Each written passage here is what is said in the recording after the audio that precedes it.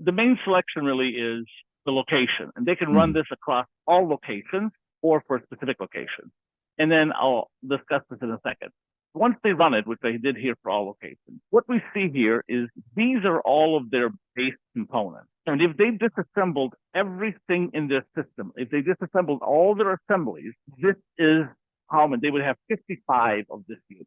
Now, it could be that they currently have 30 of these in stock as native, and another 25 would come from disassembled things. We don't know. We just know that if they disassembled everything, then what they disassembled plus what they already had in their bins would equal 55 units.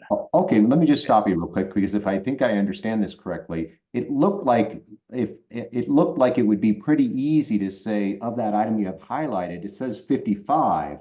But that's a potential. We might show that the item shows on hand 40, which means 15 new emerged. Do I understand you correctly? Yes. And that was something that was not important to them, but absolutely, we can very easily tell.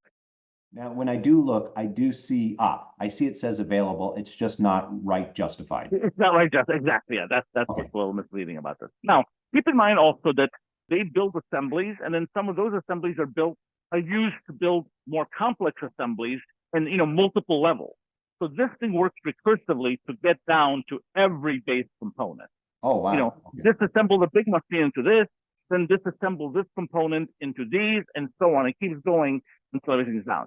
Now, what's odd here is at the end, this says all of these are assemblies.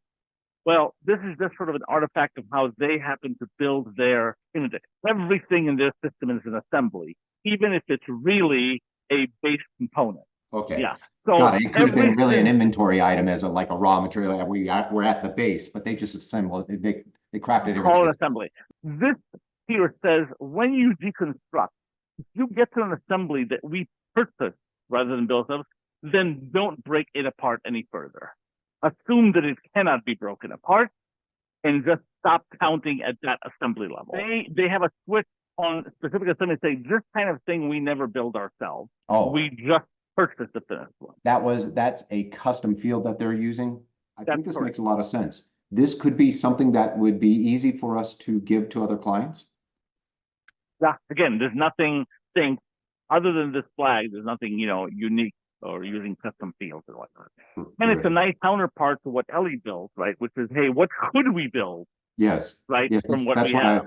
That's what I was seeing is one is potentially what we could build. Here now we're going backwards and we're saying how much of in theory, the raw materials is the way to sort of think about it. Even though they sell the raw materials, it's the way to think about it.